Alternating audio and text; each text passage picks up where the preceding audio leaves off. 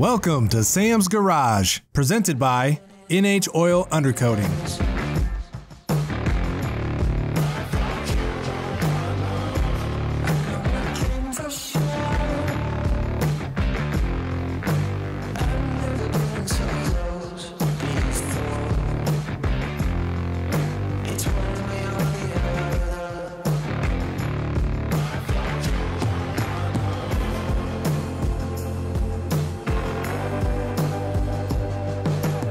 On this episode, Sam and Kevin Ford embark on their new project this season, a monster of a Jeep TJ rock crawler.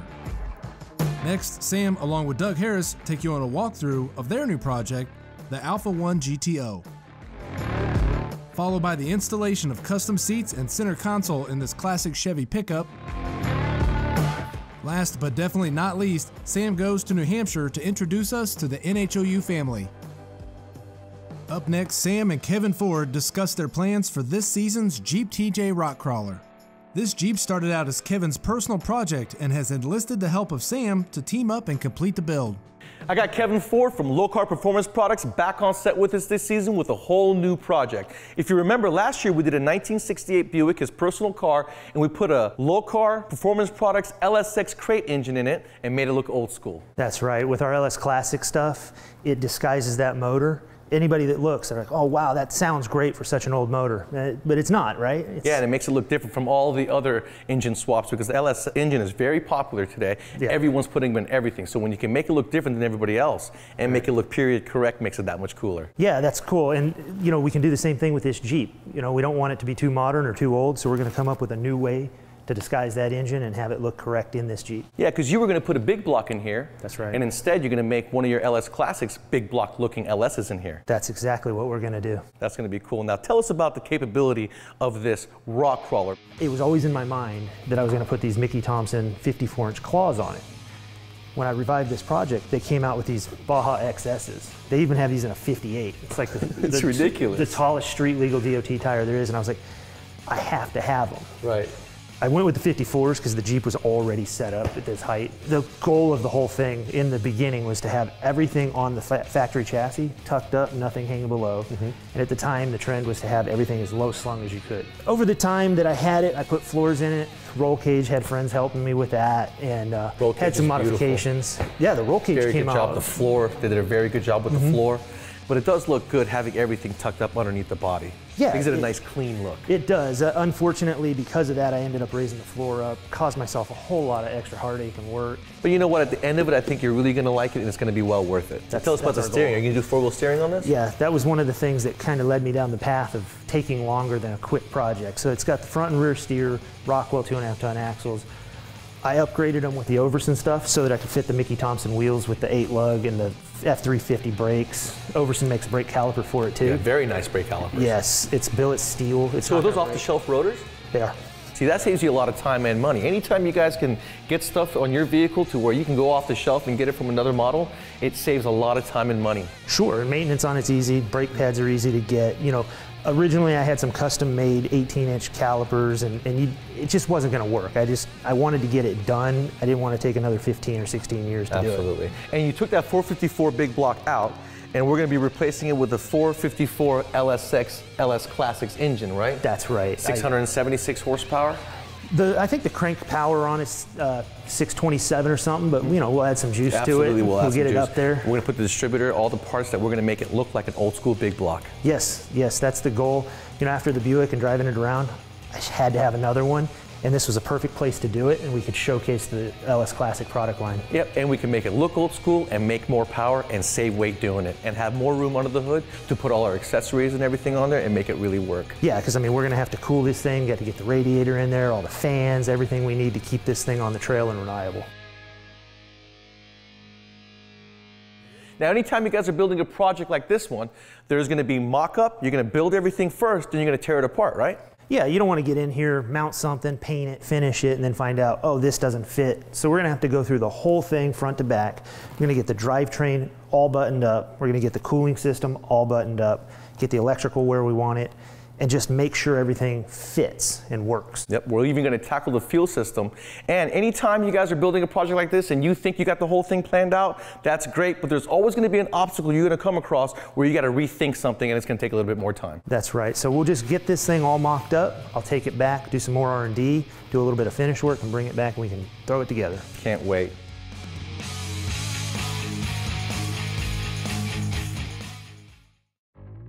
Welcome back to Sam's Garage, presented by NH Oil Undercoating.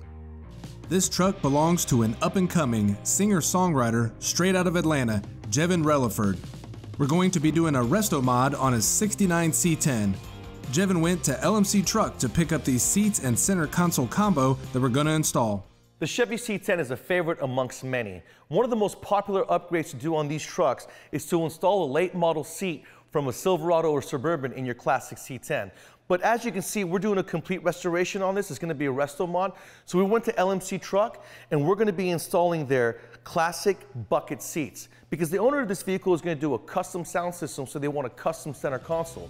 So we opted with the 2 bucket seats, individual. They come with seat rails and brackets. We went with the black stitching. What we're going to do first is we're going to remove the seats from the truck, install our rails, put them in place, make sure they fit correctly, then we'll bolt them in. So when you guys are installing your rails onto the seats, there are 2 holes. One is wider than the other one. So you want to make sure that those holes coincide with the holes on your bracket that's going to be going inside the truck. This rail's got 2 holes. You're going to have to move the mechanism in order to expose your other hole when you install it. And also the part where the mechanism is, you want them facing each other. That's how you know you've properly installed the rails. Now that we've got both our rails installed, we have to make sure that they coincide together so that when you pull it, the seat slides back and forth evenly. And so that's basically making sure that the notches on left and right is going to be in the same place. I'm going to take my cross rail that connects the 2 pieces together, comes with 2 little rings that's going to lock these ends in place. Next, we're going to take the bracket that bolts into the truck and put it on the seat itself. The 4 legs are equal length, but I'd like to give it a little tilt. So I'm going to cut 1 inch off the rear legs before I weld them on, and that'll give me that little bit of rake. Make it more comfortable as far as the seating position. Now the reason why I'm scraping off the paint is because I'll be welding this bracket onto another bracket. And anytime you're welding 2 pieces of metal together, you want to make sure that you take all the surface material off of the metal down to bare metal so that you have no contamination and the paint won't accidentally catch on fire.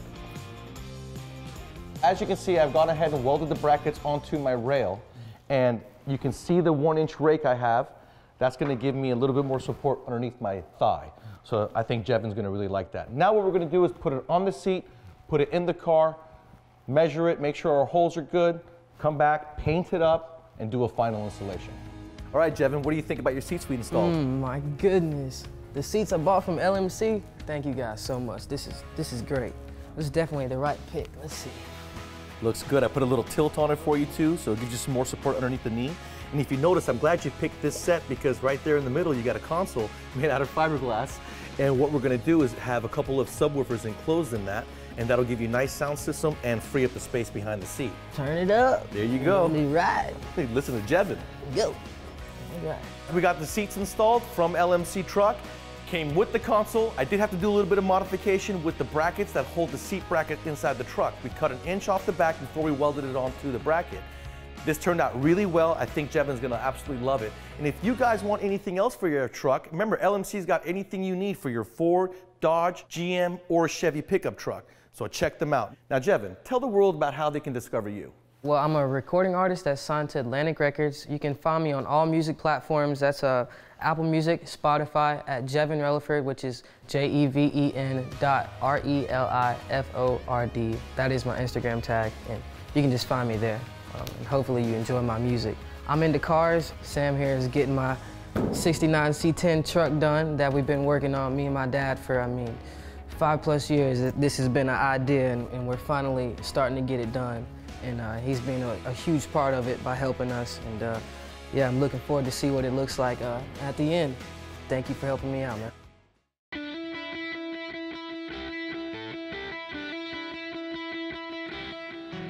Now, anytime you guys are going to make horsepower, you're going to generate a lot of heat, and that's going to create heat cycles causing the hardware to loosen and or break on you, especially in the case of this turbocharged Toyota Supra.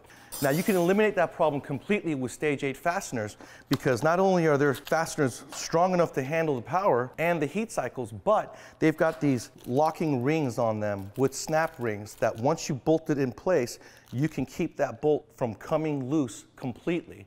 Always remember to put on anti-seize on your hardware so it's easily removed. And if you guys are getting ceramic coating done on any of your components, make sure to look for the polishing media and remove it from the component so that it doesn't go into the engine. And this is what it's going to look like on the vehicle. And we're going to have no problems out of those gaskets. Sam's Garage, presented by NH Oil Undercoating. Doug Harris gets us acquainted with a car that he's owned for many years and is now ready to make the car go as fast as it looks. Sam and Doug provide a sneak peek of what's in store for this project. Doug, I absolutely enjoyed doing the Hudson project with you the last 2 seasons, but this one seems like it's more up my alley. I'm loving what you brought this season. Tell me about your car. Well, this car is a car that I've owned for about 30 years. It was interesting when I purchased, and what it really is, it's a 280Z chassis called an Alpha 1 250 GTO. It's a really unique automobile. Like I said, I've owned it for 30 years. The thing about this car is it's got all the looks, but it never had all the go. We're going to fix that this time, right? Yeah, and I'm really looking forward to building this car, this project, going all the way on through it. I had so much fun doing the Hudson Hornet. It was an absolute blast, and when it came out, it was great. You know, my only thing that I'm sorry we didn't get the opportunity to run the great race because of COVID, but this project, we're going to have a blast. Make it go fast, put the suspension underneath it. So let's go take a look at the stuff that we're going to do here. This motor right here has a lot of sentimental value to me. This was my brother's motor, and it was in a car that he absolutely loved, and it was built, it was a blown motor. We did a lot of stuff to it. And since I lost him, I always thought this would be great if I take this motor and put it in that car. Whenever I drive it, it'll remind me of him. That is cool. You know what? We took this motor, normally a 302 cubic inch stock 302, is going to have some parts that you had laying around as well as the short block. You had a couple of Edelbrock Performer RPM heads that are going to give us plenty of flow. Right. It's going to feed that F303 camshaft, and that's the second to biggest camshaft that we could put on the streets. Back in the day, if we went with an X cam, we'd have to pull the heads off and do valve reliefs in the pistons.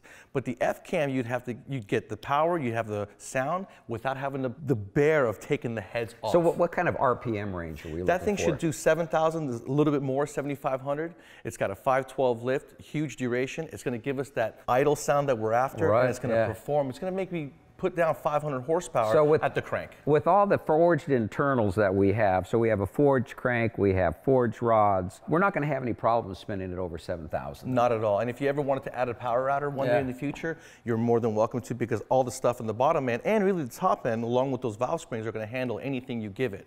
Now, anytime you guys are building a car like this and you're building horsepower, you got to be able to handle and you got to be able to stop, or you're not going to have any fun. You're just going to pretty much build a straight line car. So as you can see, we went ahead and we got some parts to upgrade the brakes front and rear.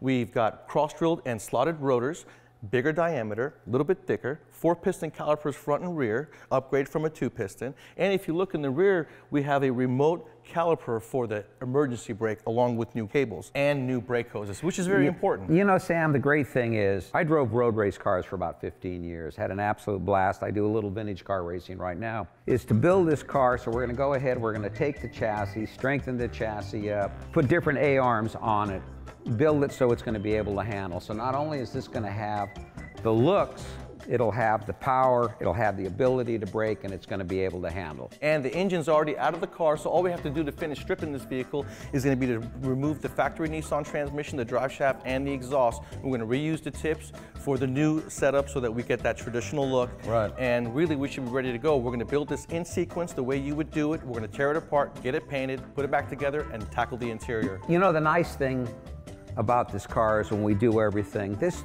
gives people an opportunity to see what a full build is like.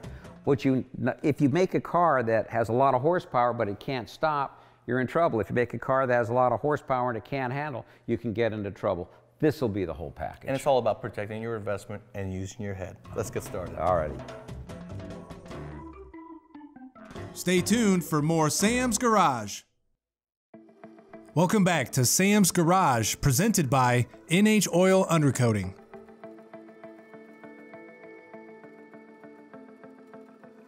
Coming up, Sam takes us to New Hampshire, the home of NHOU, where we meet the owner, Joe DuPont. We learn how NHOU and their products were developed out of necessity to protect your vehicle from rust and corrosion.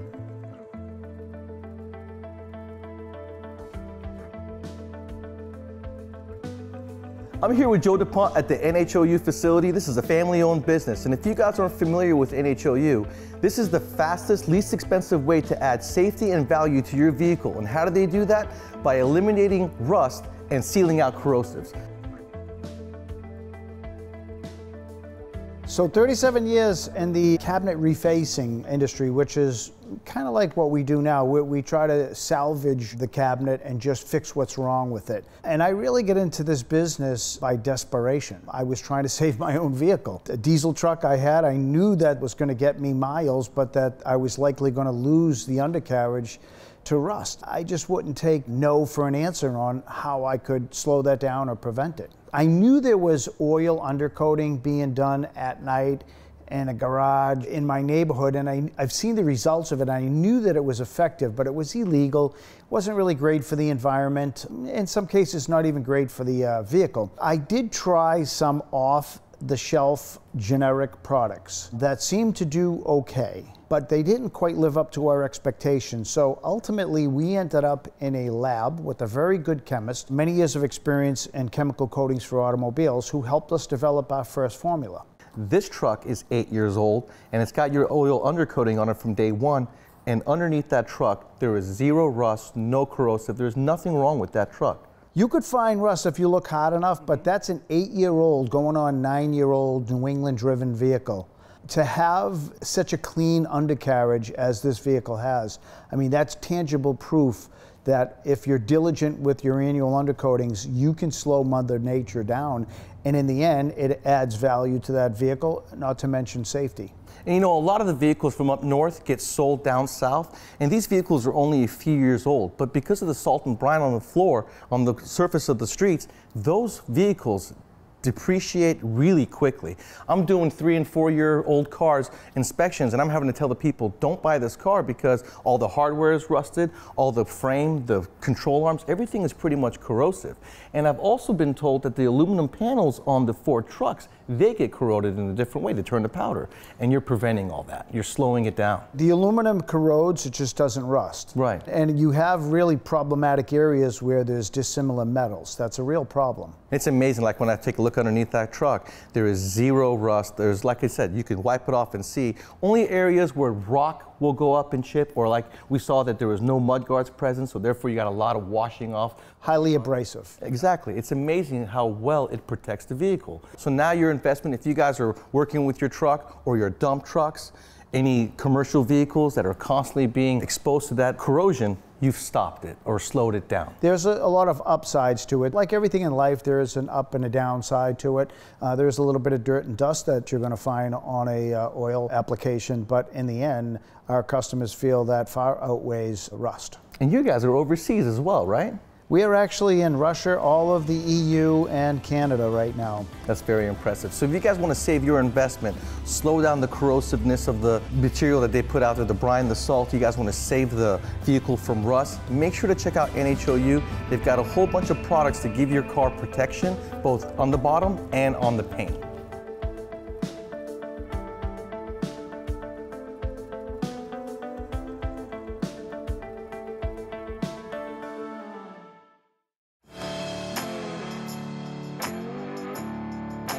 This week, we gave you an introduction to Kevin Ford's Jeep TJ Rock Crawler project.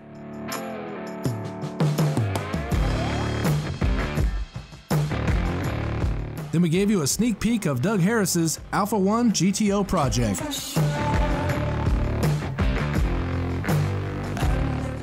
The interior of Jevon's truck was freshened up with new seats and center console.